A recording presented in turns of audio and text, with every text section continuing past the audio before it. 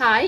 இப்போ நடந்துச்சு இல்லையா ஆரி ஃப்ரீ கிளாஸில், அதில் வந்து ரேட் ஃபிக்ஸிங்காக ஒரு சின்ன ட்ரிக் வந்து சொல்லி கொடுத்துருந்தேன். ஏன் அப்படின்னா, ஸ்டூடெண்ட்ஸ்க்கு வந்து என்னதான் நான் சொன்னாலுமே அந்த ரேட் ஃபிக்ஸிங்கில் வந்து இப்போ வரைக்கும் பார்த்தீங்கன்னா டவுட் வந்துட்டே தான் இருக்கும். மேம் இதுக்கு எவ்வளோ வாங்கலாம், அதுக்கு எவ்வளோ வாங்கலாம்னு வந்து கேட்பாங்க. அவங்க ஒர்க் பண்ணிவிட்டு ஆர்டர் எடுத்து போட்டு கொடுத்துட்டு கேட்பாங்க. ஸோ அதுக்கு நான் வந்து 1 செகண்ட் தான் ஆகும் ரிப்ளை கொடுக்க. ஆனால் என்ன அப்படின்னா, நீங்களே பண்ணுங்கள். நீங்களே பண்ணால் மட்டும்தான் உங்களால் அடுத்தடுத்து போக முடியும்.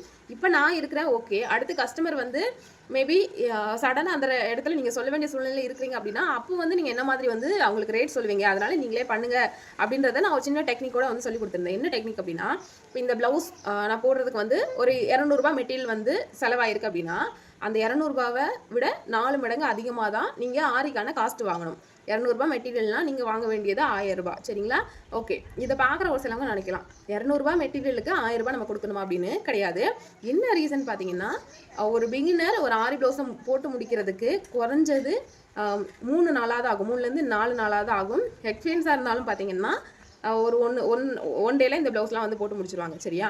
ஸோ அந்த எக்ஸ்பீரியன்ஸ் ஆனவங்களுக்கு 1 டே சேலரி அப்படின்னா கண்டிப்பாக ஒரு 800ஆவது வந்து வைப்பாங்க ஆரியை பொறுத்தளவில். ஏன்னா அந்த 1 டேவும் பார்த்தீங்கன்னா மார்னிங் ஸ்டார்ட் பண்ணி ஆல்மோஸ்ட் வந்து நைட் வரைக்கும் கூட கண்டினியூவாக ஒர்க் பண்ணுவாங்க. அவங்களுக்கு எவ்வளோ பெயின் இருக்கும் அப்படின்றது அது போடுறவங்களுக்கு மட்டும் தான் தெரியும்.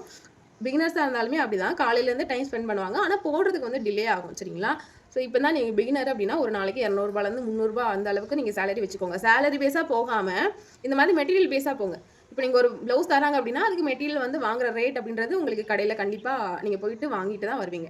ஸோ அப்போ இது மெட்டீரியல் ரேட் எவ்வளோ வந்திருக்கு அப்படின்றத பார்த்துட்டு அந்த ப்ளவுஸுக்கு எவ்வளோ மெட்டீரியல் வாங்குறது அப்படின்னு ஆயிருக்குன்றதை ஓரளவு உங்களால் கணிக்க முடியும் இல்லையா?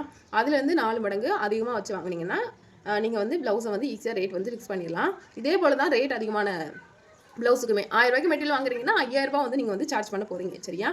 அந்த மாதிரி ரேட் நீங்கள் ஃபிக்ஸ் பண்ணும்போது உங்களுக்கு ஒரு கான்ஃபிடென்ட் இருக்கும். ஓகே, நம்ம வந்து கரெக்டாக தான் பண்ணுறோம் அப்படின்றது. இது உங்களுக்கு பிடிச்சிருக்கும் அப்படின்னு நினைக்கிறேன். என்னோட ஸ்டூடெண்ட்ஸ்க்கு நான் இந்த மாதிரி தான் வந்து கைட் பண்ணியிருக்கிறேன். அவங்களும் இதே மாதிரி தான் ஃபாலோ பண்ணிட்டு இருக்காங்க. இதே மாதிரி நிறைய தகவலுக்கு சப்ஸ்கிரைப் பண்ணி கமெண்ட் பண்ணுங்கள். தேங்க்யூ.